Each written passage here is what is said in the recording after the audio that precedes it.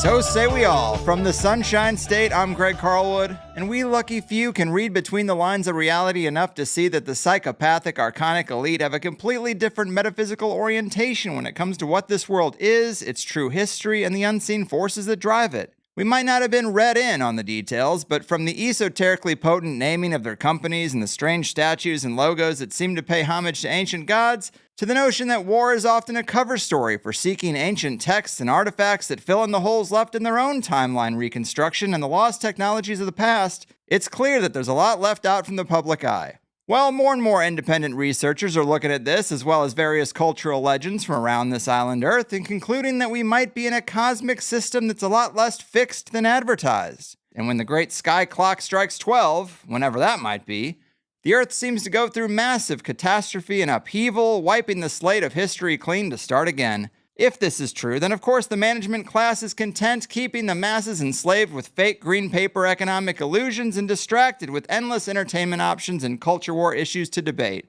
while they apply their vast resources to seeking knowledge on when to expect it and building a vast network of bunkers and tunnels to weather the cosmic storm. Probably right on top of the last fast tunnel system that was used in previous rounds of system resets. Well, wouldn't you know it, today's returning guest Jay Weidner wrote a book way back in 2003 titled The Mysteries of the Great Cross of Hendaye, Alchemy at the End of Time, about the decoding of an artifact hidden in plain sight that talks of such a cataclysm and points to a place of refuge where inner Earth tunnels seem to go for miles. If you don't remember, who could blame you? But Jay has been here twice before, once in 2014, talking about Archons, Mount Shasta, and the Brotherhood of Saturn, as well as 2013 in episode 68, breaking down his work on Stanley Kubrick and his film Kubrick's Odyssey, which has grown into a series of 3 films now. You can find all of his work at jweidner.com as well as sacredmysteries.com. He also does a great interview series called Reality Check on his YouTube channel, and it's great to have him back. The real-life Indiana Jones archetype, ancient relic decoder, and cosmic sky clock timekeeper. Jay, welcome back. Hey, good to be back. It's been a long time, over a decade.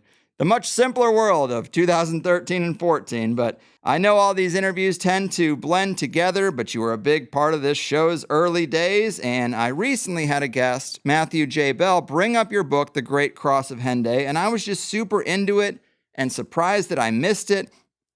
I guess Archons and Kubrick were just too exciting for me at the time, but your co-author on this book, Vincent Bridges, sums it up by saying, "What we've been taught to regard as history looks a lot more like the residue of a millennia-long global conflict over control of this secret and its ramifications, this secret being the cosmic cycle." But I love that. Would you agree that they're okay with us believing pretty much anything except this truth about the season of catastrophe, as you call it in the book? Yeah, they don't want us to know about it because they want to be ahead of the game. They knew about it the last time, 12,000 years ago, and they had some kind of escape hatch, various theories on what it was, probably underground.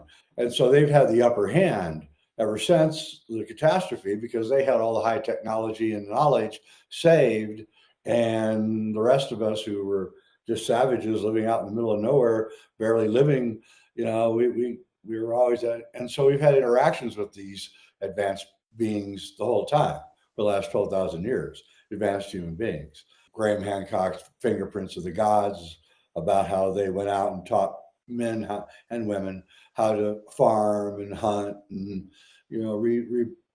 recast civilization. And so here where I live locally, I live near a mountain called Mount Blanca, and it's the holy mountain to the Hopi. They went underground in the catastrophe and were saved by the ant people, who were apparently the residents of the underground chamber that's in Mount Blanca. And I'm working on a new film, interestingly enough, which is sort of based on the work of Chris O'Brien, which postulates that the Great Sand Dune Park, which is right under Mount Blanca, is actually the inside of Mount Blanca. It's tailings. They ran it through AI, and it told me that the sand was all uniform, of the same exact kind, that it was exactly what you'd find if it came out of a mountain. There's no other explanation for it. for the sand dunes. Actually, the geological explanation doesn't make any sense. And here's the great part. Chris O'Brien told me that they did a drill down in the sand dunes, and they got down to the surface. The sand dunes are like 900 feet high. They got down to the surface and they found an ancient forest underneath the sand dunes. And they got some organic material and they carbon dated it, and the trees died 12,000 years ago. So, it's apparently the ant people, whoever they are, they knew the catastrophe was coming. They dug themselves a chamber inside the mountain and brought some of the Native Americans in with them and saved them. So it's a pretty interesting story, and it's all over the world. And so what we're really talking about is this cross of Hendaye, which is this cross in a churchyard in the south of France, right on the Basque border with Spain.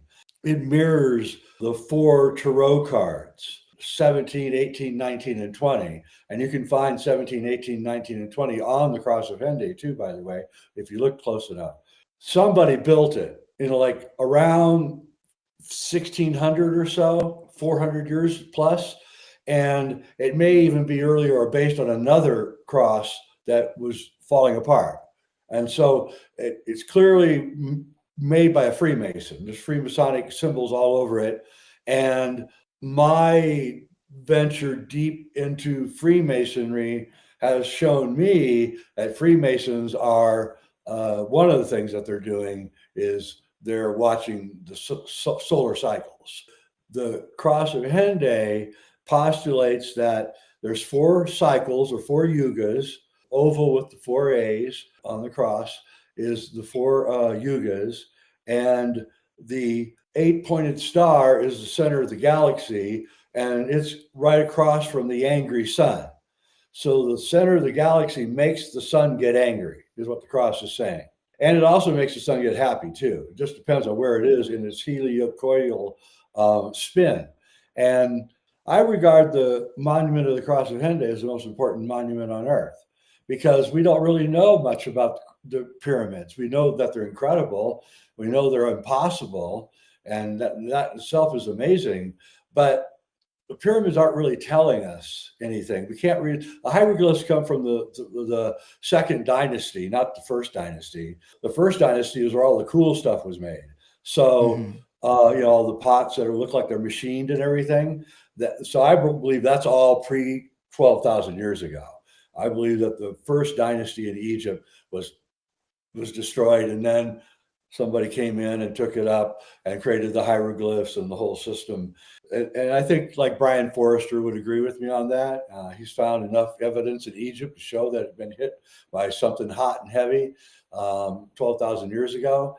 I think that, and I think the reason that the cross of Hendaye is so important is because it's giving us real information and true information about our universe that would seem impossible for someone in 1600, frankly, unless they were some kind of really well-read, well-traveled person. They would have had to gone to India. They would have had to gone all over Europe. They had gone to Egypt.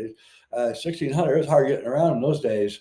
So whoever it was not only told us about the seasons of our galactic seasons, but they also told us about, a place of refuge. And then when you start looking into the tunnel systems that are in Peru, and then you discover, of course, that there's tunnel systems in the Himalayas, right? Yeah. And there's probably tunnel systems in the Rockies, right? And then probably already been discovered and everything.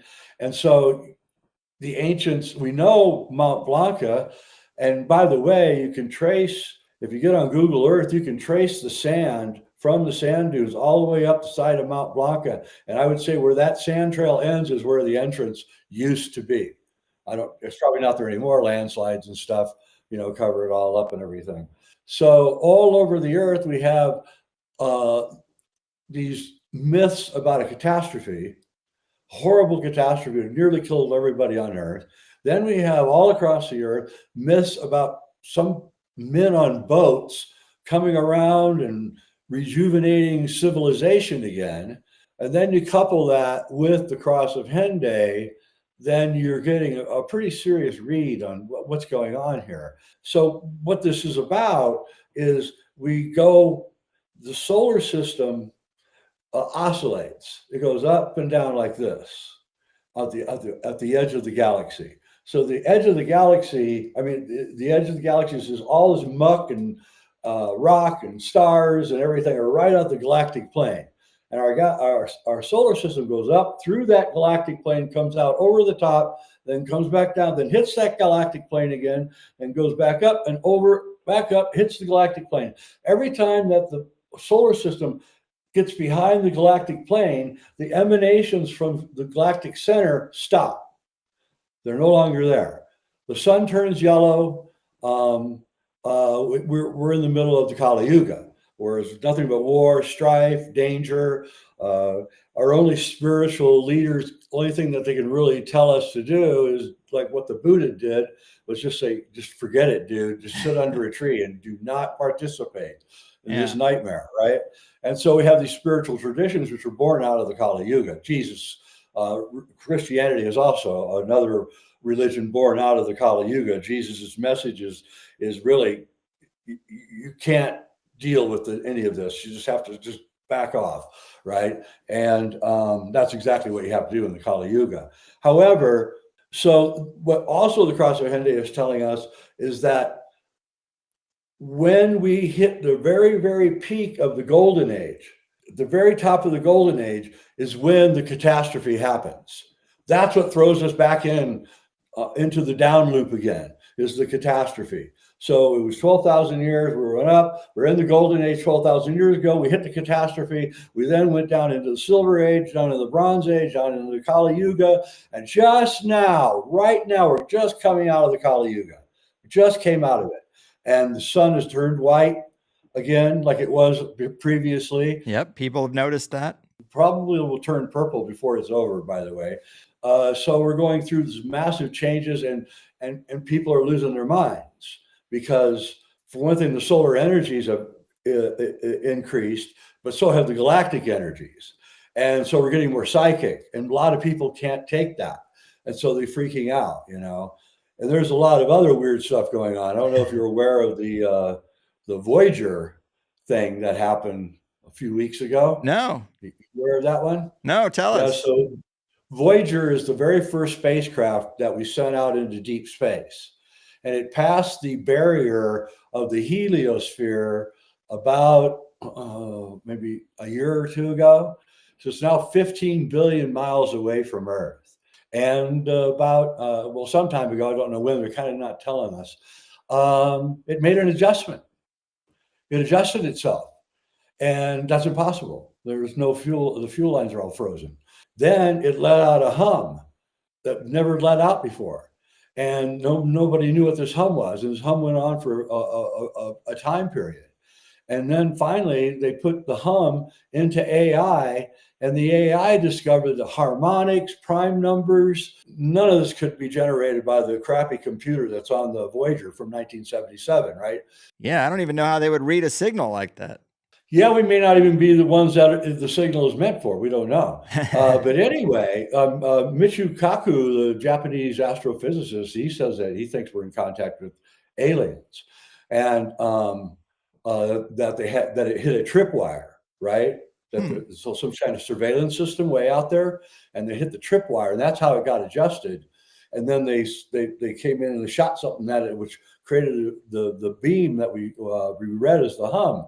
There's a hypothesis. I don't want to get off the Hendaye thing, but this is really interesting. There's a hypothesis that's just kind of new hypothesis by a Japanese or Chinese science fiction writer, Cixin Li. And it says that the reason that we never see aliens is because the entire universe is a dark forest, and it's filled with predator aliens that remain hidden for fear of other predator aliens, right? So everybody's hiding because they don't want to be seen because they're worried about other hostile forces. Well, we foolishly put Earth's address on the Voyager when it took off. Literally, it has Earth's address. It has a golden album, record album, Mm. with that anyone who discovers it can play. And it's got all the people in all the languages saying hello, and Beethoven and Bach and all this other stuff, right? But we gave our address. In our naive days of 1977, we thought all the aliens were benevolent. But what if they're not? Right, right. So Let me jump in here because I don't know how much stock I can put in every little NASA mission and all that, but the idea of a cyclical cataclysm, I mean, this goes to all sorts of indigenous cultures. As you said, you mentioned the Hopi, but they're not the only one. And no. the story of this cross, and I'll put it up on the screen so people can take a look at it, but there are so many details. It has a Latin phrase across the top that says, "Hail to the cross, our only hope." And as you mentioned, at the base, a star, the moon, and the sun with a face that looks kind of angry, and they kind of match the tarot cards. There's also the INRI inscription that we know from the cross with Jesus, but you say in the book that this had an alchemical phrase that it meant before the Jesus motif, right? That's kind of interesting. Yeah, in fire, nature is renewed, Well, is there you the go. alchemical interpretation of it. That's true about alchemy because we use fire to cause substances to transform, not fire like a match, but plasma as a fire. That is how it's renewed. And then the earth is renewed through the interaction of the solar plasma storm that comes every 26,000 years. The remnants of the solar plasma storm are all over the Southwest United States. It's quite evident to me that the Grand Canyon is actually a lightning strike. Yes. There's nothing. There's no tailings. If it was eroded from the Colorado River, there'd be a whole bunch of mud and dirt at the very end of the Colorado River from thousands and thousands of years of erosion, but you don't find that. All of the strange, misshapen rocks and formations all over the Southwest, northern Arizona, and southern Utah, I believe, are all formed by this plasma storm. All over the Southwest, there are Indian, Native American pictograms of plasma, literally plasma. And Dr. I'm going to forget his name. He's from Los Alamos. Anyway, he's a plasma physicist, and he works at Los Alamos doing plasma experiments. And he went out one day to look at art with his wife on a Sunday in Santa Fe, and they have all these art shops in downtown Santa Fe with Native American art, with locals, Southwest Indian Native American art. And he's like, whoa. And he's like, every one of the Native American art had plasma drawings in them. And he was like completely stunned. And that sent him off looking at the petroglyphs from not just American Southwest, but all over the world. There's these plasma petroglyphs that have been etched onto the side of cliffs and things, as if everybody witnessed some kind of incredible thing, right? And our local most biggest hunk of plasma is the sun. It's just a giant ball of plasma.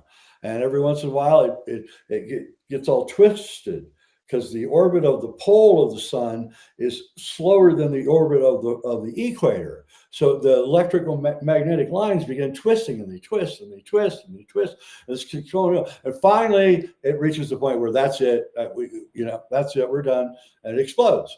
And we see plasma events in the sky. We have terrible things happen to us. Robert Schoch he's a professor at University of Boston. He wrote a book about all this after seeing one of my lectures, I might add, and on the cross of Hendaye, and a really good book, Forgotten Civilization, I think it's called. And it's all about how the evidence all over the earth of this gigantic solar event that happened.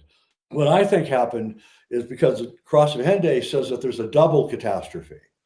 That's so important to understand. So what happened is, at first we got hit by something that occluded the skies, threw so much dirt up into the air that we went into darkness. We went into the Younger Dryas, the 1,200-year-long, really severe ice age. We were pulling out of the long ice age. And everything was starting to warm up. Things were getting better and better. And then we got hit by something. Now, I contend that it's a galactic superwave. A pulsing periodic galactic superwave ripples through the plane of the galaxy and causes the sun to explode, causes it to become a T-Tauri star. In other words, it pushes so much dust into the solar system that the dust falls on top of the sun and causes the sun to ignite after. So I think that, but like Randall Carlson, my good friend Randall Carlson, he thinks it was a meteorite or a comet that hit. Okay, that's what threw us in the Younger Dryas. I really don't care, because the signature of a galactic superwave and the signature of a comet or a meteorite are the same. You'd have the same exact intergalactic elements that would be spread all over. So you really can't tell what happened. But the second catastrophe is the one that comes 1,200 years later. Okay, so we're thrown into the worst ice age of centuries for 1,200 years. Even as down as far as like Iran, it's freezing cold. Okay, people are reporting back how cold it was even there. And so all of a sudden, there's this giant warm up, which causes the ice to all melt suddenly and giant flooding and all of this stuff. That's the second thing, the second catastrophe, which is the solar catastrophe. So first, the Earth goes thrown into the Younger Dryas by some mechanism, some exterior mechanism, right, that causes gigantic cold, right? Then the sun flares, hits the Earth, and turns it all into, it melts everything, and sea levels rise, and cities that were there are destroyed, and finally everything warms up, all the big animals die off. And here we are. And here we are, man. So many thoughts. So I have some quotes here from you where you've said the very basis of esotericism is the relationship we humans have with the sun. And the entire point of Freemasonry seems to be passing down the knowledge of galactic solar outbursts every 6 to 12,000 years. So just a cycle. And I've heard you say there's also smaller cycles. Like you think maybe the Chicago fire was when it was hit with a part of the cycle that might happen every 400 years. And that makes sense because that's such a mysterious event. The descriptions do not match like a conventional fire. They say things are flying out of the sky. And yet the official story is, well, a cow knocked over a lantern in a barn and the whole city burned down. And it's like, well, why would they need a cover story? If the secret is that we have these cycles and the biggest deal is keeping it secret, then yeah, there's going to be cover stories to this kind of stuff. And your book kind of starts out with following the trail of alchemist Fulcanelli and his book, The Mysteries of the Cathedrals. There are, I guess, 12 cathedrals in the book, and you went to France and across Europe and actually went through these cathedrals, and his point is that they actually contain this information of cyclical cataclysm encoded in them, but they've been co-opted and the knowledge obscured. You know, we just had the Notre Dame have that mysterious fire recently. Was that because people started to figure out they can look for these codes and secrets in the cathedrals? It seems like Fulcanelli would say yes. And it's just really interesting because you also brought up the Native American beliefs about the arches in the national park and plasma. This is just, we're all over the map. But you did a great interview with Robert Temple about his recent book on plasmas. Man, there's just so much weird stuff about plasmas. You also have in the book these crop circles from the 90s and how they kind of look like they're trying to explain some of the celestial configurations that happened at these time periods. We didn't have that context back then, but now people are waking up, looking at it with new eyes, and it's like, man, maybe that's what it was. But these arches in Arches National Park, they think they're portals, and I'm trying to understand how portals and rock and plasma all kind of interact. Like, what's the relationship there? Because there's also a Murumuru, the Gate of the Gods, which is in Peru, of course, in Peru, but it's just this cutout in the rock, and they say it was a gateway. Well, it seems like there's some relationship when we get into certain places where plasma causes rock formations to be gateways. It's kind of hard to understand, but talk to us about your thoughts on that. All right, so the pyramids are built out of granite. The cathedrals were built out of granite. Why? What's so important about granite? Granite has a high amount of quartz in it. Okay, quartz is highly conductive. All right, it has electromagnetic field in it. So what happens is that you'll get places that are hot spots on Earth, like Skinwalker Ranch, where there's just all this weird stuff going on, and it's a high amount of plasma because of the geological terrain that governs it. I live in the San Luis Valley, which has, more UFO sightings than any place in North America. They're not really UFOs, they're plasma flying around, but everyone thinks they're UFOs, whatever a UFO is. These hotspots are generally the Native Americans wouldn't live there. Sedona is another hotspot. They wouldn't live there because the energy was too high, and they generally told the white people not to move there in most cases. There were no Indian settlements in the San Luis Valley ever. They've never found any traces of it. So they would come up here and hunt, but they wouldn't live here permanently because it's just too hot. The energy is just too much. Same with Mount Shasta. Same thing going on there. So you have the right geological foundation, and then you have the right shape too. So in Arches National Park, you have the round arches that are everywhere, and so the plasma is going to concentrate better because it has, it's all the plasma is running through the rock, and the rock is all around. So now the plasma electromagnetically can connect to itself and create the portal, and that's how the portals are. And they're most of them are accidental, but the ones in arches are real. I would not suggest you jump through one of those arches. Native American told me that when he was a kid, he jumped. His friend and him were playing near the arches, and when his friend jumped through the hoop, this Native American was like 75 when he told me the story 30 years ago, jumped through the thing and didn't come out the other side. The weird part is that his body was found high up on a mountain nearby, like 20 years later, and he had the same clothes on that he had when he jumped through the thing, and he was the same size and everything. So he froze to death. He landed someplace way high up and froze to death. Wow, That's how he died from exposure. I know you've brought this up before, but you think that all the hubbub about the missing 411 stuff, this could be related. And I've heard you say that you mentioned this theory to David Paulides, and he said, well, it sounds about right. But the story you just told, a person ends up on a mountaintop far away from where they disappeared. That is like textbook for the missing 411 stuff. It's like the person has to have been relocated somehow. So yeah, very interesting possibility. You remember the guy, I think it was in Pennsylvania, he was skiing and he went down the ski slope and he never seen again. And then 3 weeks later, he showed up in California. Yeah. With no memory, had a haircut and new clothes. And it's like, what? It's a weird world. And this plasma reality makes sense of a lot of strange things. So that's right. So the real secret of alchemy is plasma. It's a secret fire. So it says it all over the alchemy book. So you can't do anything if you don't know the secret fire. And then they further describe it. It's the fire that does not burn. It's like, huh? For years I was like pondering, what does this mean? The fire that does not burn. And then, I had my final revelation probably about 20 years ago that it was all plasma. Plasma is 99% of the universe. Hard matter like us, we're 1% or less of the universe. And our physics only studies the 1%. They don't really bother much with the other 99%. There are plasma physicists, but they don't really rate much in the world.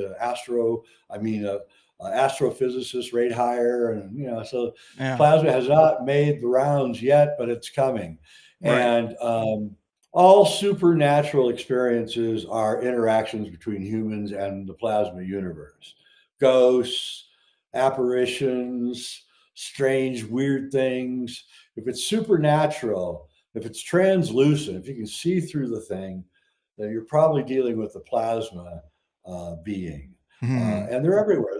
A report came out in February 2024 by a group of physicists, and then another report in October of 24 by the same group. The first report had video, photographs, everything of the plasma beings from NASA. and said that these are living sentient beings that have predatory behavior, that and there are millions of them. And I've seen them. I know they exist. And they're made out of plasma. And then the second report talked about how they're all over our atmosphere. And planes should watch out because you might hit one of these things, right? Right after the October 2024 report came out, came all the plasma things in New Jersey and all across the world. All of a sudden, there was all these plasma events, and people, oh, there's UFOs, UFO. And I look at them and go, that's not a UFO, that's a plasma beam. So all of a sudden, they're making their appearance, and furthermore, the Vedic text talking about the cycles say that when we come out of the Kali Yuga, we will see things that we could not see in the Kali Yuga, that we were blinded. And only by coming out of the Kali Yuga can we start seeing all of these strange things that are going on around us. And it's truly weird, dude. I know this dude, he got hit, he was a construction worker. And he got hit by a swinging chain with a hook on it. It hit him right side of the head, really hard. He had a hard hat on, but his brain got sloshed over and had a huge concussion. And he went to the hospital. He's in the hospital for like a week, and they tell him he's got to go home. He can't work for like 3 weeks, right? So he goes home. He goes back to his apartment, and he's making himself a sandwich. He's sitting down to eat it, and all of a sudden he sees like this translucent humanoid walking by him. And he's like, what the hell? And then he sees another one in his apartment. And they kind of interact with each other. And then pretty soon, one of them notices that he's noticing them. And so they both come up and they start looking at him like he's like some kind of weird creature, right? Yeah. Like, what? You can see us, right? And he got totally freaked out. He completely ignored them. And as he got healed, they slowly faded out. But what is a concussion? Your brain is plasma. So a concussion is when that plasma gets slammed up, and now you've got like a hole in your plasma, right? Like for at least until it heals, right?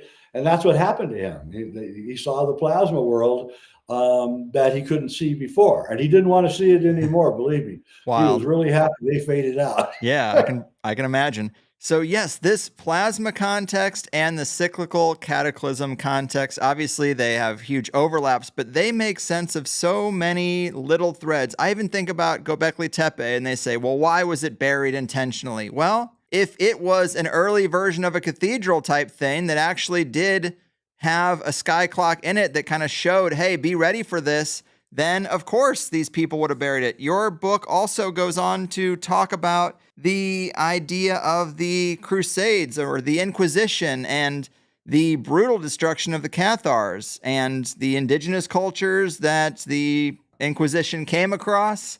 You know, all this stuff.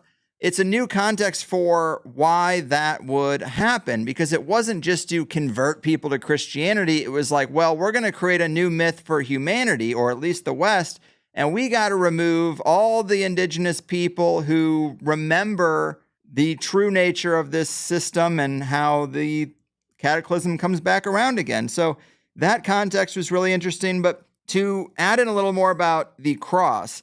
So the cross points to, as you decoded, Inca Cave in Cusco, Peru.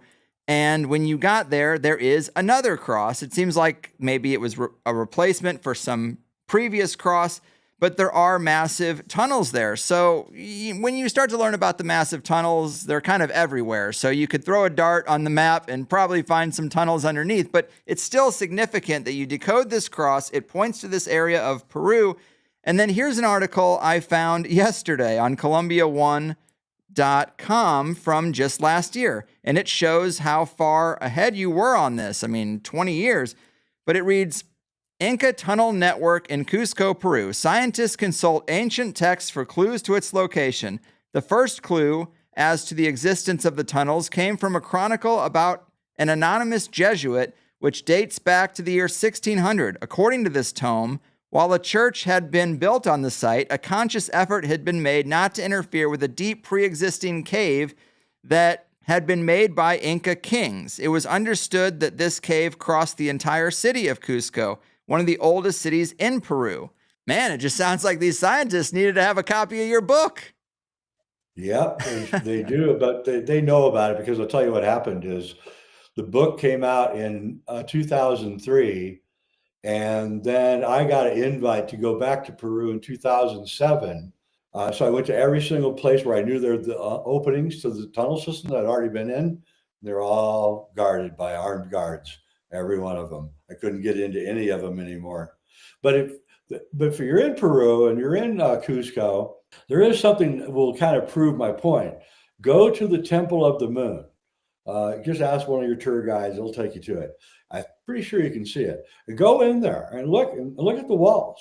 They're perfectly straight.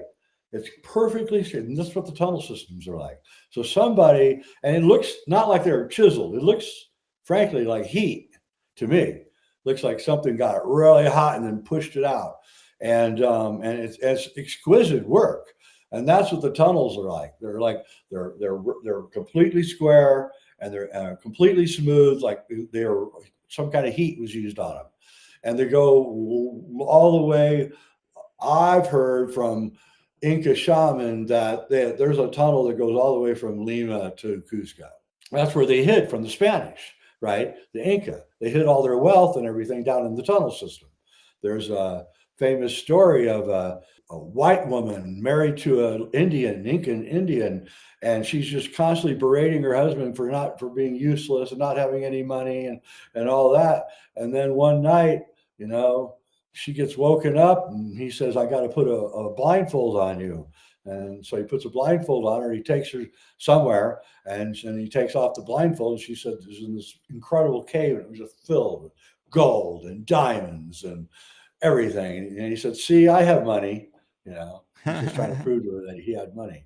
And so he knew where the stash was, right? They probably all the natives down there know where the stashes are. They're just not telling anybody. Right. There's another interesting story I like. I think it's a Native American story that has a similar motif of a white man married to a Native American, and they were married long enough that he got brought in to hear some of the secrets and shown some of the underground tunnels. And it was like, if you ever talk about this, there's dire consequences. And he talked about it, and they cut out his tongue. It's like, sorry, man, we got to protect our secrets. And they do. It's so crazy. But to get more into this book, I know it's been 20 years, but the alchemist Fulcanelli, we should know a little bit more about him. He wrote this book, The Mysteries of the Cathedrals, in 1926, and then in a 1957 edition, he added a chapter called The Cyclic Cross of Hendaye, and this is where your story starts. Well, this guy in particular, we know that he wrote under a pseudonym. Some people don't think he's real. And you've told a story where the OSS, pre-CIA, they went looking for him. They sent 30 agents to France trying to find him, took one of his students and interrogated him pretty roughly for days on end. I mean, do we know who Fulcanelli was? He represented a group of alchemists that wanted to get the secret out before they knew that what time it was, because they knew they'd already been to the Cross of Hendaye, and they knew that it was now time to release really the information that alchemy is real. That's all Mystery of the Cathedrals does. It just reveals that there really is alchemy. Whatever you heard about it is wrong, and here's your symbols in the cathedrals and the Cross of Hendaye that prove that it's real, and now you figure it out. Pretty much that's what the book is about. And every 20 words or so is italicized. If you're reading the book, you do a deep dive. Now you got Grok or whatever on every italicized word. If you do that, you will be incredibly educated. I mean it. That's what I did. I didn't have AI or a computer in. I had to use a library. But anyway, so all this stuff is all related. That's what's so weird about it. It's like alchemists are using plasma in their experiments, and plasma is what caused the catastrophe, and plasma is the great secret of alchemy. So Fulcanelli just really brought us the knowledge that it was all real and gave us the instruments to determine how to investigate it. Now, the Cross of Hendaye's chapter came out in the 1957 edition, and if the CIA has just spent the last 10 years or so in 1957 searching for your ass, then all of a sudden you put out a new book with a new chapter. You think that's not going to cause some attention to be paid to that chapter? Of course it is. So what happens next? Oh, I don't know. 1958 is the geophysical year. All of a sudden, the United Nations is like pumping money like crazy into measuring everything on Earth, everything, ocean depths, mountaintops, everything, everywhere, going everywhere. Then in 1958, oh, that's when NASA got started. Oh, yeah, that's right. And what was NASA's mission to do? Go out in outer space and look for artifacts of ancient civilizations. It's right in their doctrine. And who started NASA? The Navy, you know. So over and over, we see that there. Oh, and then what happens in 1960? The domes get started, right? The deep underground military bases begin digging. And they're clearly very concerned about something, right? And it all starts after the Cross of Hendaye chapter comes out. Then all of a sudden there's a panic, a super panic. And what it is that my dealings with Freemasons have always been really disappointing. I read all these really cool Freemasonic books from hundreds of years old. And so I thought when I met Freemasons, I would have this amazing esoteric discussion. And all I met were businessmen and salesmen. And, you know, that's all there were. There were no esoteric knowledge at all. So my theory is that they had just lapsed into forgetting everything, not reading their own books, not looking into anything. And then when the Cross of Hendaye came out, it was a total freak out, right? Somebody probably deep in the Freemason world said, hey, that's what this book over here that was written in 1810 says, right? And that's what this book over here that was written 300 years ago says. And so they all started freaking out, put money in the geophysical year, they put money into everything, you know, and everything that they could do, and the secret space program. Let's not forget that. That started in the late 50s also, right? And what was the purpose of the secret space program? To get out of Dodge, right? To go somewhere away from the Earth, right? So the whole thing is just so obvious when you look back at it, and they're in full freak out. And I'll tell you what, after that book came out, I could get any wealthy, I'm talking like hundreds of millions of dollars, man to talk to me. They all wanted to talk to me. Everybody wanted to talk. What is this about? What's going on here? Because they're freaked out, right, about the whole thing. But I don't really think it's going to happen anytime soon. I'm not really all that worried about the catastrophe happening within 100 years or so. Oh, okay. Because I have heard other interviews where you weren't quite as confident. So I do want to talk about that because we often get into these subjects and people think it's something immediate. And then if it's not immediate, they just dismiss it entirely. And I think that's a fallacy because you've even said that although World War II was very devastating, lots of people died, you kind of conclude that it was in part a cover for a series of missions by the Germans to Peru, Tibet, North Africa, and Asia, and Antarctica, searching for something in an almost desperate fashion. Like they knew the world was short-lived and they wanted an escape route. That's a quote from a previous interview. But Hitler did visit Hendaye specifically, which I do find to be pretty interesting. And you've also said that in British English, there's a little bit of a wordplay there because usually they drop the H. So even Hendaye is Enday. And it's like there's these little coded things. It's like a game of telephone where we're a little bit away from the original meaning, but not quite. You can still reverse engineer it. And then what happens after Enday? It's Hendaye. It's the rebirth, right? Right. So the hen is laying the egg, right? And rebirthing, right? Yes. So it's like, what? And, you do call this a season of catastrophe. And I like the season analogy that things go around. This is just a higher scaled up version of the seasons we experience on the planet. You say that the intelligence of the design is that, well, this happens to burn off all the bad.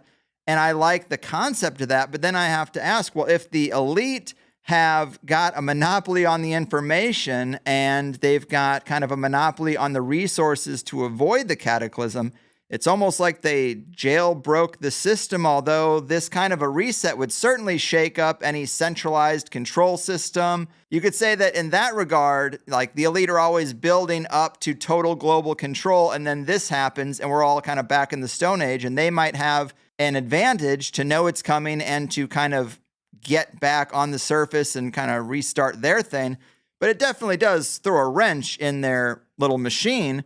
But talk to us about that, just the nature of it being a season and what it seems to be designed for and how you think it's gone in the past and what might happen with this next round. Yeah, so the Kali Yuga is like winter, right? It's the depths of winter. It's freezing cold out. Nothing works. Everything's breaking because of the cold, especially if you live at 8,000 feet like me. And that's what it's like. And then the summer is the golden age, right? And then the spring are the two intervening yugas and fall. You go through a whole one catastrophe causes another catastrophe, causes another catastrophe. So that's how it works. So, will the elite survive? They're certainly trying to. I know that what you're saying, but I don't know if I'd want to be underground if suddenly there was this gigantic increase in temperature on the surface. I'm not sure you'd be protected that much. And I'm pretty sure that the solar catastrophe is going to hit Mars too.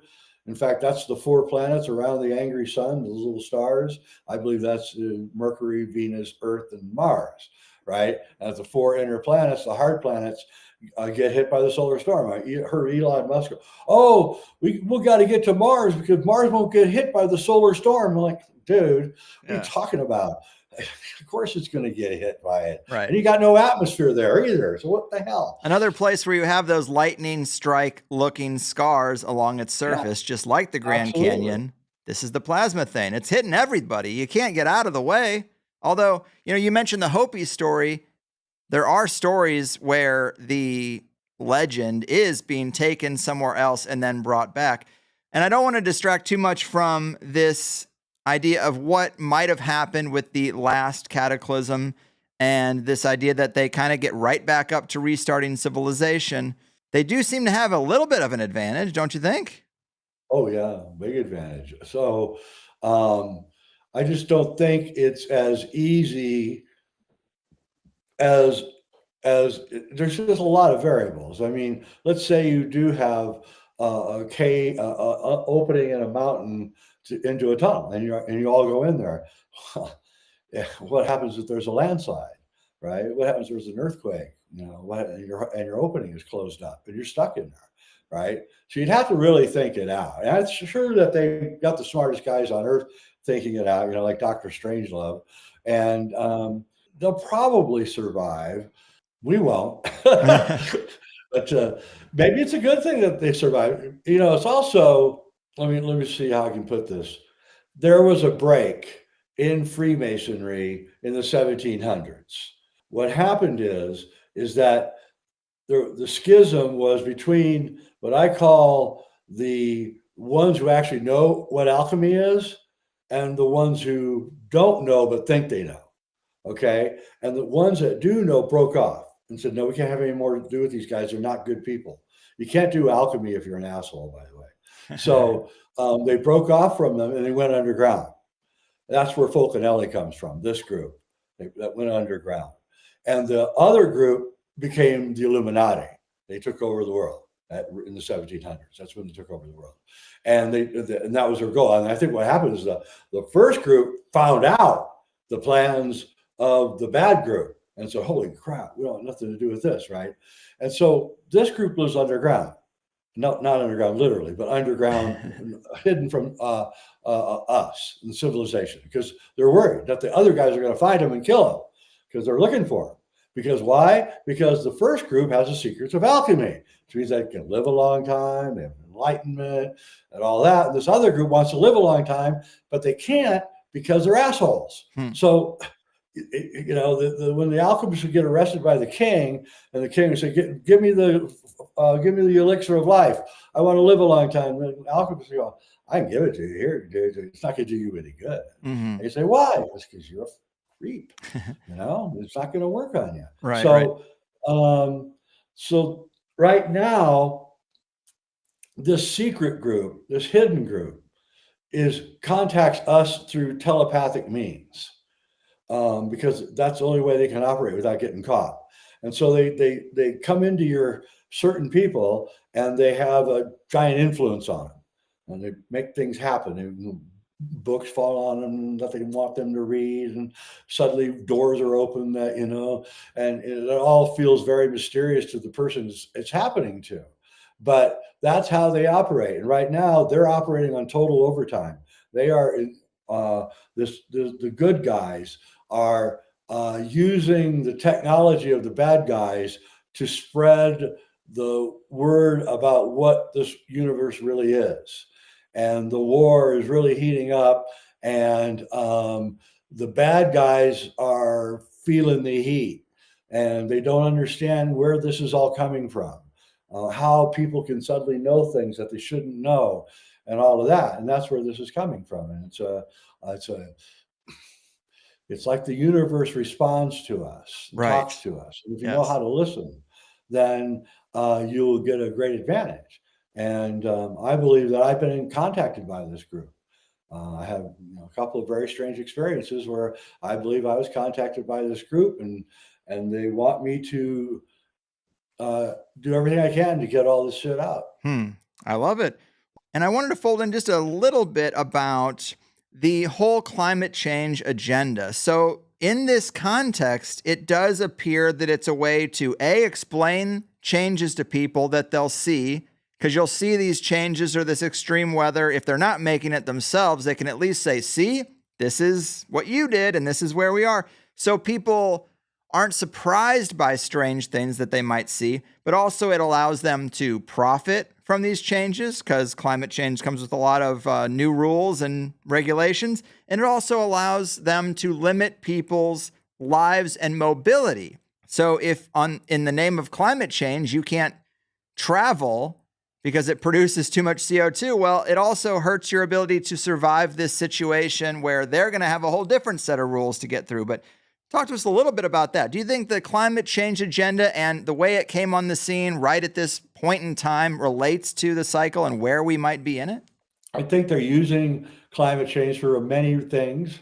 One, yeah, to explain away the weird stuff that's going to happen, and it will happen as we go through cycles. And of course, they're trying to make a lot of money off of it. But the real reason they're doing climate change is so that you're living in perpetual fear. Now you're afraid of the weather. It's like, it's just ridiculous. I did a man on the street interview in 2005, and I went to this town I was living in, and I had my wife take microphone and ask people stuff. We interviewed this girl, two girls that were probably 14 years old. He said, "What do you think is going to happen in 20 years?" That was the question we were asking. And they're, "Oh, everybody will be underwater. Everything will be flooded." And I was like, "Holy crap!" Here we are, 20 years later, or 2000, yeah, 20 years later, and none of it happened. And this is what these kids have been taught. So they're living in perpetual fear. They're 12 years old. They're completely terrified of the weather. Come on, And so, just the archons doing their dirty work. Yes, and I heard you say in an interview that was actually 3 years old, but I was looking for something along these lines. But you said when you're trying to assess where we are in the cycle and how soon it might be really coming up, you really want to look at Canada's weather for warning signs. Do you still feel that way? Yeah. Okay. Yeah, I think, You want it to be heating up, or is that what we're looking for? Is no, no, we're looking colder? for it to get so cold they can't grow food. Mm. Yeah, that's what's going on. We're not going into heat. We're going into cold. Grand solar I minimum mean, kind of stuff? yeah, we were spent what? How long was the ice age? 300,000 years, something like that. I mean, the norm is the ice age. The last this warming that we've been going through is absolutely not the norm, and it won't last. And there was a guy. He wrote a book about all this. It was really good. He bought land in British Columbia. He's American. He bought land in British Columbia, convinced that because of climate change, in a couple of years he'd be able to grow grapes in British Columbia. And so he bought about 100, 500 acres up there, got all his grape ready, waiting for the climate to change. And He's growing potatoes like right now. And it never came. Right. And this was 20 years ago. So it never came, right? 20 years ago, they were telling us that, what was it? Global dimming or something? That the sun was going to dim out on us, and it never happened. And like, the problem when you get to be my age is you remember all the scare tactics. It's like, oh man, I remember in the 1970s, the cover of Time magazine, are we going into a new ice age? Then 20 years later, oh, the climate change is heating up the world. And you're like, oh. Well, it's like there is a cycle, there is change, but it's at such a long arc that they kind of just use it to keep your mind occupied and waste the life you do have here. But there is a 400-year cycle. There's many cycles within this larger cycle. There is a 400-year cycle. 1600, the weather started warming up in Europe again. It was cold until that.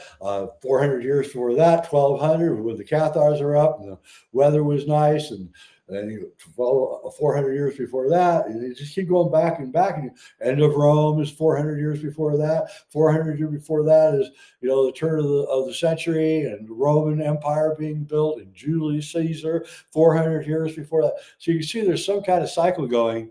That's a 400-year cycle within the larger 12,000-year cycle. Mm-hmm. So it's very strange, and we're in one of those 400s right now. We're right now in there, and I don't know what's going to happen with that one. So right now we're really at the crux of about 4 of these mini cycles with the larger cycle. Okay. And that's why everybody is freaking out and going crazy. We manifested for the big show, it seems. Before we go, I just wanted to touch on some of your other work and recent stuff. You put out A Clockwork Shining, Kubrick's Odyssey 3. Well, what does that add to the stack of the first 2? So it's on Amazon, by the way, folks, if you want to get it. I think it's only like $1.50. But so Clockwork Shining is about how The Shining with Jack Nicholson is really about MK Ultra program, and that the Overlook is like the United States, and Jack is the MK Ultra victim, and the program is trying to get Jack to kill his family. That's the whole point of the program.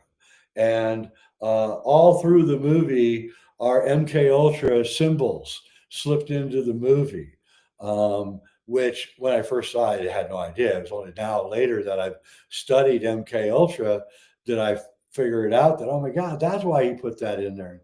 Well, that's why he put that in there, and things that didn't make sense in The Shining. Yes, it's still about moon landing and all that, which is an MK Ultra operation, by the way. And but that Kubrick was telling us about several different MK Ultra operations. Shelley Duvall's reading Catcher in the Rye at the very beginning of the movie. Well, Catcher in the Rye was written by J.D. Salinger, who was an OSS agent, and it's the whole book is about how the Freemasons are taking over the world. He calls them Egyptians in the book, but it's clear that the hero of the book, Holden Caulfield, is a Freemason, and he has a people killing hat that he puts on. So when he wants to kill people, he puts his hat on.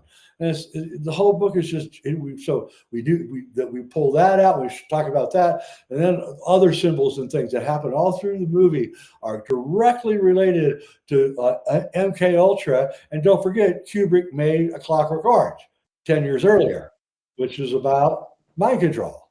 So I watched the trailer for A Clockwork Shining, and yeah, Catcher in the Rye, we know that has been used for programming assassins before, at least twice. Hinckley had it on him, and then there was another one who also had David Chapman shot Lennon. Chapman. I think I'm messing that up. Chapman is the one who had it, and there is another one. No, Hinckley was reading it really? when he shot Megan. They reuse the same script so many times, I can't keep it straight. But then also in the trailer, you show that there is a poster that just says Monarch in big letters. And it's like, oh, Project Monarch, very related. Clearly that's in there for a reason. Yeah, we interviewed Kathy O'Brien in the movie, and she was a victim of Project Monarch. There you go. And I also wanted to at least touch on Darcy Weir's latest documentary, Dark Alliance, the inside story of the Cosmic Con, largely about David Wilcock and Corey Goode.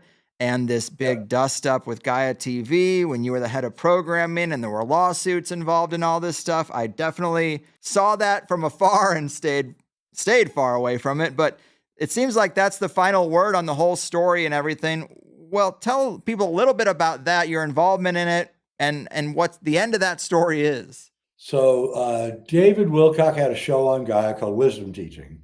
And we had a rule at Gaia that all the hosts of all the shows all got paid the same, because we knew they'd talk to each other. If one was getting more than the other, it'd be a big fight. Yeah. So everybody got paid the same.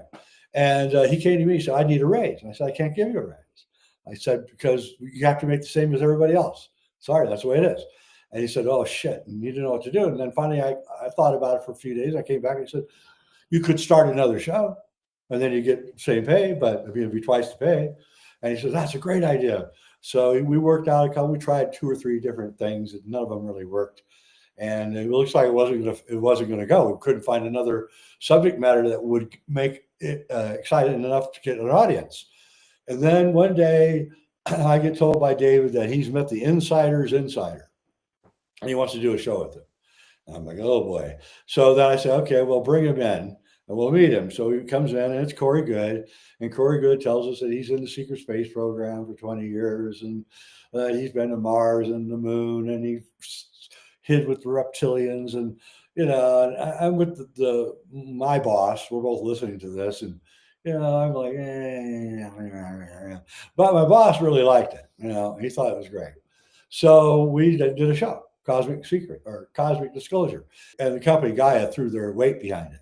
It was the only show that I produced on Gaia that literally the entire company got thrown its weight behind it. So it became a huge hit, gigantic hit.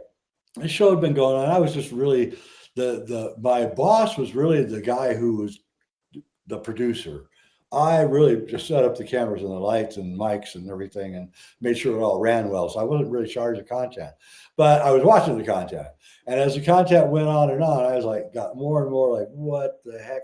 And finally I caught Corey in a couple of errors, you might say, where he had said something that I knew had been broadcast by someone else a week earlier. Right. And now he was using that and verbatim saying it. And I confronted him. I took my computer with the camera and I went right out into the studio and said, you got this from here. And, and deer in the headlights and everything. So anyway, to make a long story short, I finally decided to quit producing the show. I did quite enough of it after 2 years, and somebody else took over. And then 6 months after, and I warned everybody, that guy, I sat on the manager board and I said, this is going to damage this company like no tomorrow. That dude is radioactive. We need to find a way out of this, right? And I know they all heard me, and they laughed at me. And they thought I was silly. 2 weeks later, David Wilcock writes a 21-page resignation letter calling everybody a Gaia Luciferians. Then Corey begins a 3-year campaign against Gaia, driving down its stock from $30 a share to $5 a share.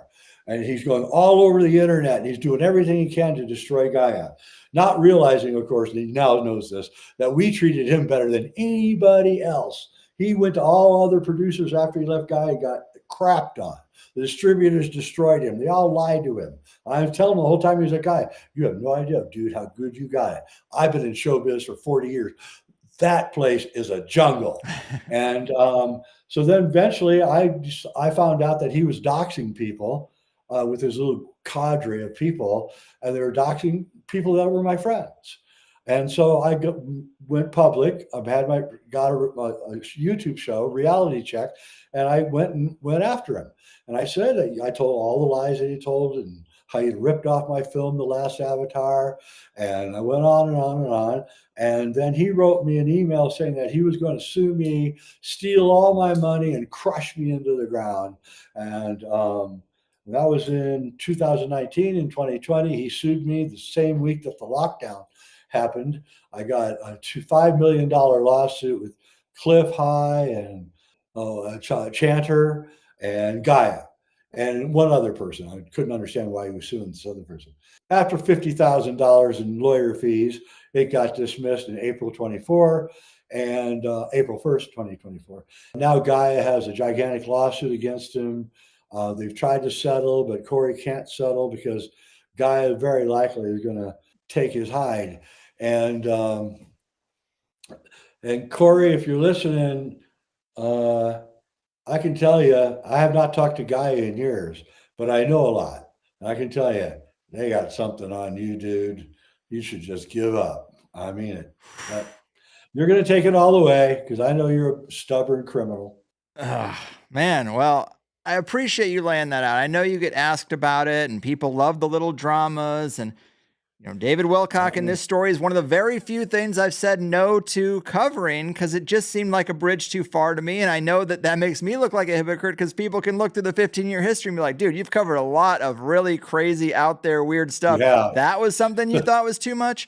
And it wasn't that it was too much. I mean, the 20 and back thing is too much to me. I don't understand why they would take people and have them work in the secret space program off planet and then bring you back into a body and de-age you 20 years. They just kill those people if they really wanted to. Of course they would. But they were so afraid the secrets would get out. Right. It was more about just the sliminess of the thing. And like maybe the fact that it just seemed like a red herring and it was so popular that I was like, I'm going to not do this one. But I don't know. I just appreciate you saying so. And I know you get into a lot of stuff and we have to be open-minded, but also somewhat critical because we know they're lying to us. We just don't know to what degree. So that's right. Take everything with a large grain of salt. Yes. And with that, I mean, it was great to talk to you again after a decade. I'm glad we're both still kicking and doing our thing, but I know you have a lot of irons in the fire. Do leave people with your links and anything else they should know about coming down the pike. Yeah, I have a 7-part series I've shot. It's all called The Invisible Universe. It's about the plasma universe, and it's got Robert Temple and all sorts of big wigs in it. It's going to be great. I'll have that out by the end of the year, I hope. Amazing. So yeah, jweidner.com, sacredmysteries.com. Yep, and Reality Check on YouTube. Love it. Awesome. Well, again, glad we could talk. And I love this story of the cross of Hendaye. I know it's going back 20 years for you, but it's a little fresh for me. And it does seem to be the most important story we could tell. So thank you for doing it and take care. You bet. All right, man. Thanks. And boom goes the dynamite, guys. The return of the great Jay Weidner. I will be honest, I put Jay in a pretty high category of people that I have liked in this field over the years, but the Corey Good, David Wilcock days were a big turnoff, and I'm glad we could fit in a little bit about that at the end. I'm glad he's distancing himself. Maybe should have done it sooner. Happy it happened at all. And forgive me if I sound a little bit sick. It's because I am. I got sick in summer, unvaccinated. I don't know how this could happen. My EMF environment isn't that bad. I've been getting sunlight, not eating terribly. I'm a little pissed, but the show must go on. And I would say, based on what I just said, yeah, now I'm thinking about it, you can find, obviously, things in the THC archive that are level 11, over the top, wild, just like the Corey Good stuff. So to even be super critical of that probably makes me look like a hypocrite. But I just know that ridiculous stuff is seeded in this culture to distract us and get us caught up on false narratives. And that is what his material always felt like to me. Even if we interview some rogue researchers who have wild conclusions, to me that's different than something that seems seeded. It seems to have inauthentic, inorganic momentum. Like, that's an op. That's a little different. I can entertain a guy like Howdy Mikowski or Jay Dreamers, because I still think they're independent researchers who maybe just go pretty far with it. Is the distinction making sense? Does it even matter? Anyway. And David Wilcock, man, you will not hear me use the term grifter very often, but saying that he's a reincarnated version of Edgar Casey to his crying on air in that interview, I think it was Coast to Coast, because his life was in danger. And then the Corey Good stuff, and then he made a full-on QAnon documentary. So he really is the definition of someone who jumps to whatever is trendy and doesn't really have much of his own thing. And David Wilcock fans will be screaming into their phones right now because he does have some pretty wild, deep books like The Source Code. But I said what I said. And I've also said this before, but there's really only two high level people I turned down for the show in 15 years. And when I say high level, I mean episodes that I know would have gotten views, but just didn't feel right to me. And that's David Wilcock and Roger Stone. It's funny to see so many comedy podcasts interviewing Trump and JD Vance and Kash Patel, even a little bit of Steve Bannon getting around making the rounds. Well, just anyone connected to the administration, because to me, I like being counterculture. I like being on the outside talking about what's going on the inside. I wouldn't want to get too cozy with the insiders because the nature of interviews is largely going to be friendly. I can't help but be friendly, and I'm not a very controversial person despite the material that we talk about, but I'm not confrontational either. And so you get in this situation where you're just going to look soft and naive if you're not willing to ask the insiders the really tough stuff. And if you ask them the really tough stuff, they'll probably just say, well, you can't air that interview anyway, or we'll sue you. Easier just to talk about them than to be sitting down with them, I guess, but irrelevant. Either way, big Jay Weidner fan. Can't believe this Cross a Hendaye work completely got overshadowed by the Kubrick work and the Archon stuff in the early days. But I guess I was 29 when we last spoke, so I just don't think I saw the value in something like the Cross of Hendaye work as I do today. Even cyclical cataclysm, that's a big theme these days. It really wasn't back in the day, maybe. I mean, pre-2012, sure. But I guess maybe we're just going through that again. Just that mindset is resurging. But I also was going to mention that, yeah, it is a little unfortunate that he kicked off with the Voyager anecdote, because I also definitely do not think we can maintain contact with something like that. I know I'm not alone in wishing he didn't go there, especially so early. We can't even keep a phone call going in a tunnel or an elevator. So save it with this thing of us getting signals from far out in space from something we sent up in the 1970s. The heliosphere, they say, is this protective bubble of the entire solar system, and we're all inside of it, all the planets. So you send this 1970s technology probe out of that bubble, and it still works? You don't even know what's outside of that bubble, really, or maybe even what's inside it. But how are you going to plan for something that still works 50 years later through all sorts of foreign materials, foreign types of radiation, heat, extreme cold? Come on. But like John Perkins saying that defunding USAID is a shame and vaccines are saving lives in indigenous South American tribes, sometimes we just go with it and let them say their thing so we can get to the actual good stuff a person is here to talk about. Like talking about the cathedrals as not originally just Catholic buildings, but alchemical vessels. Here are actually some images from the book showing the Tree of Life overlaid with the front facings of some of these cathedrals. Pretty interesting.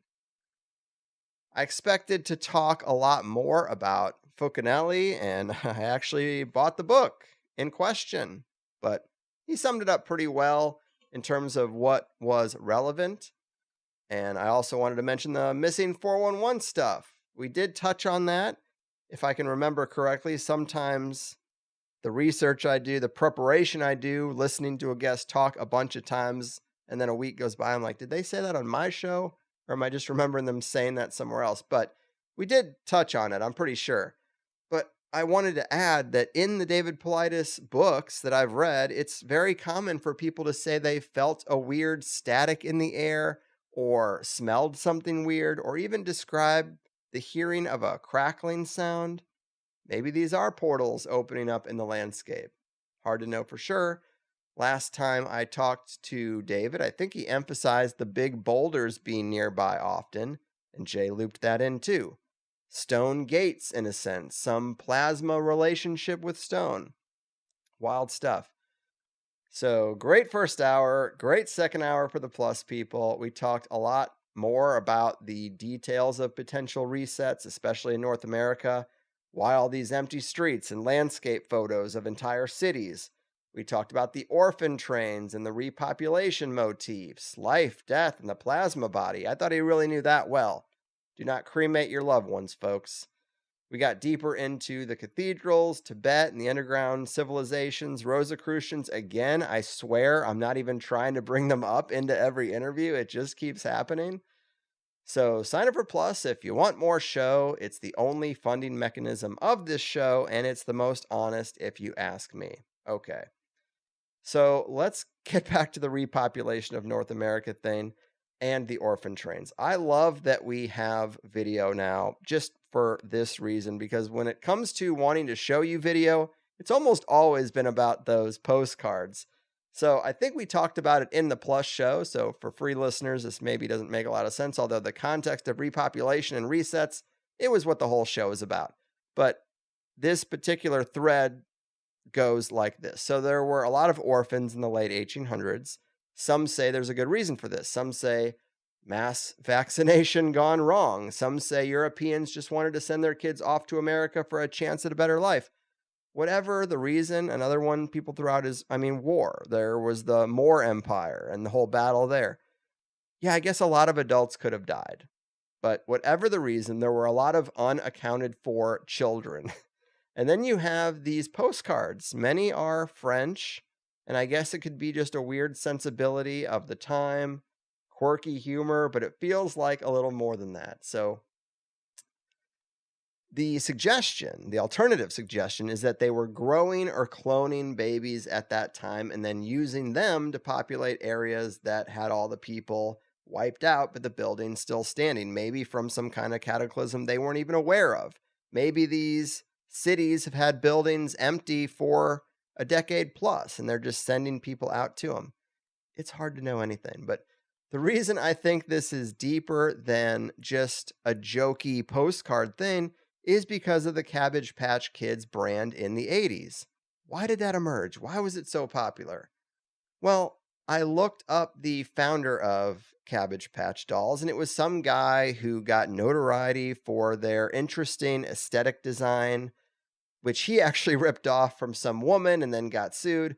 That's not important. He called them little people.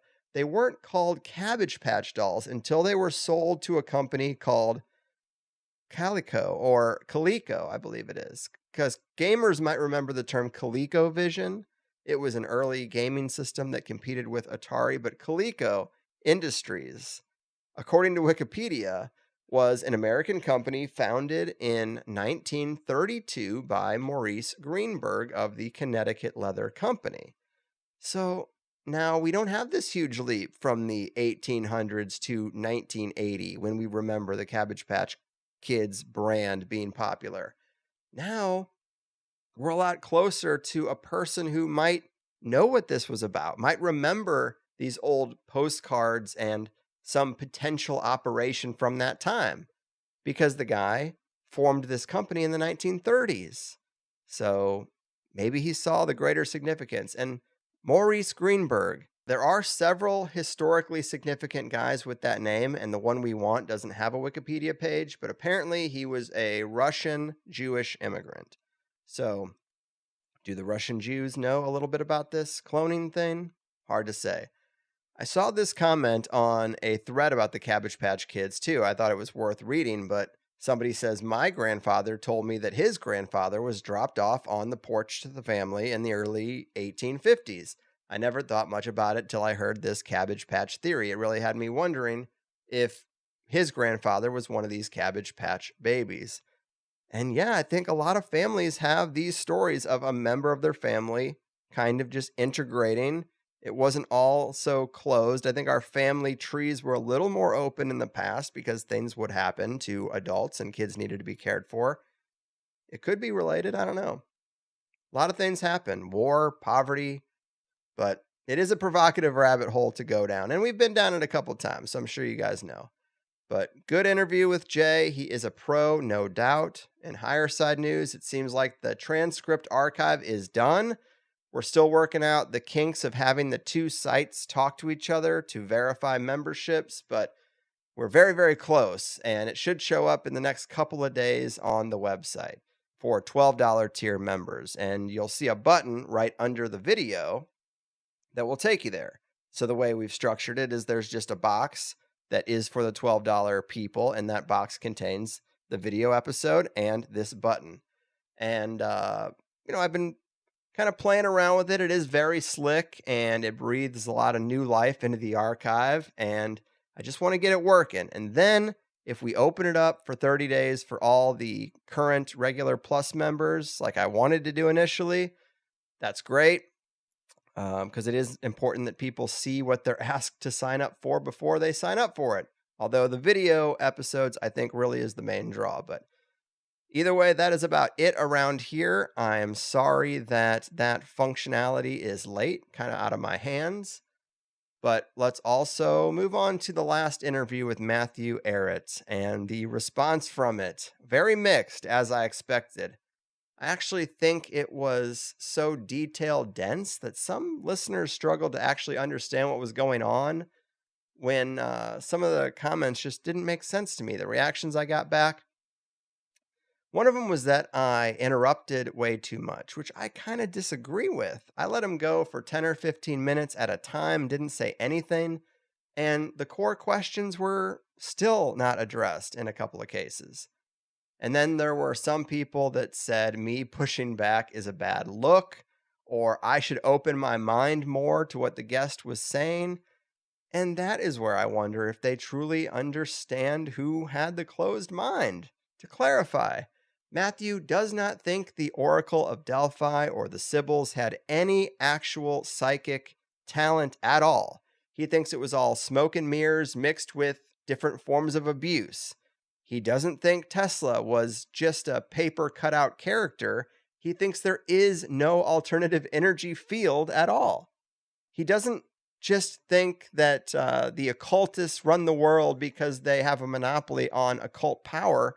He thinks the occult and magic is just kind of fake.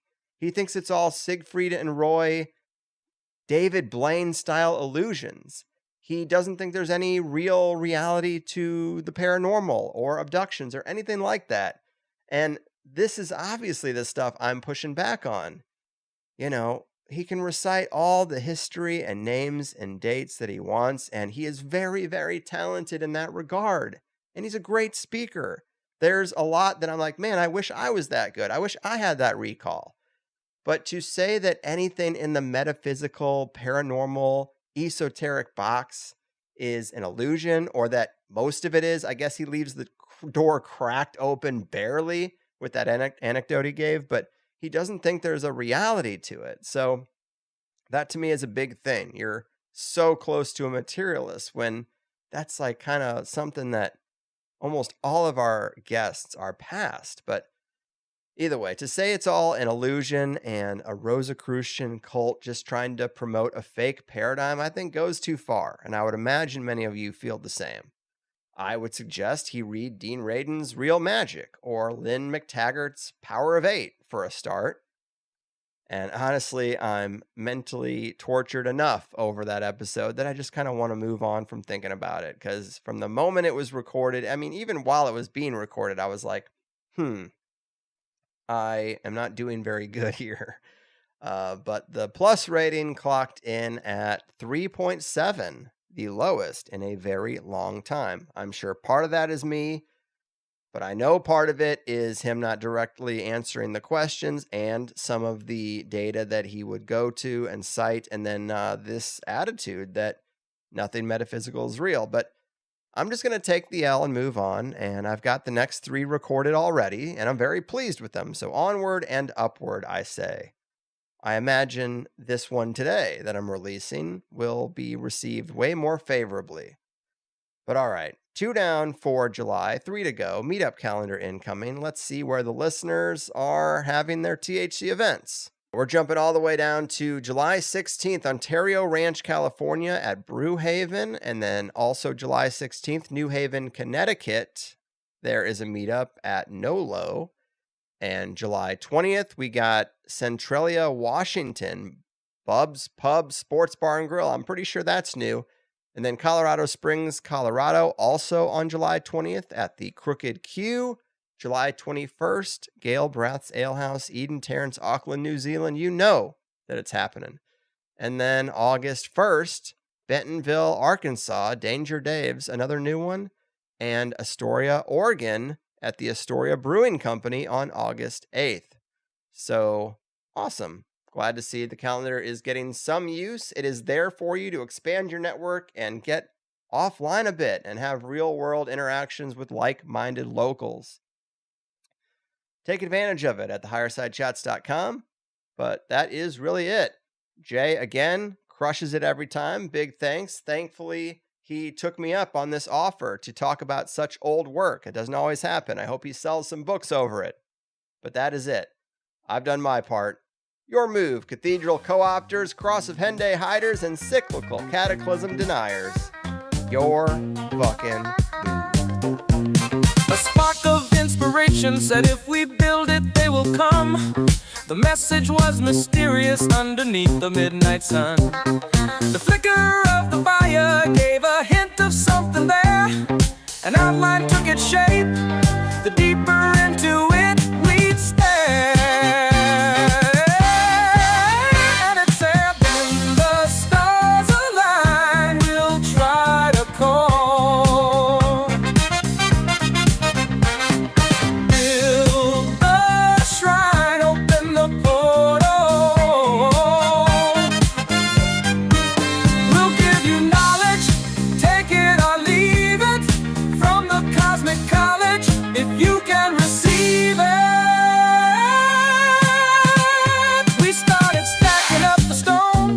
Just following the plan. According to a ritual we could barely understand. We were so curious, we just couldn't put it down. When the steps were all complete, we gathered around, and it said, when the stars align, we'll try to call. Come to the shrine, open the portal.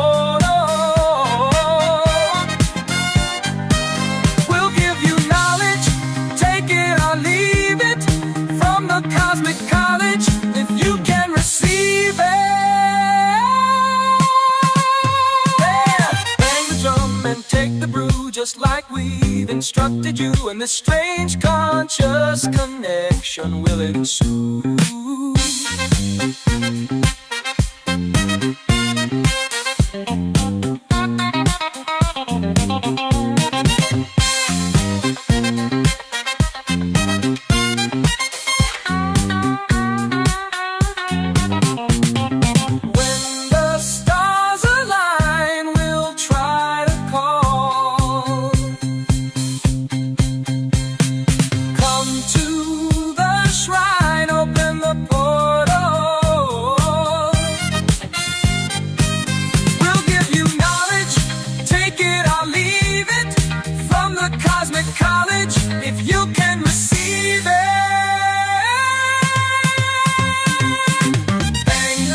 Take the brew, just like we've instructed you, and the strange conscious connection will ensue.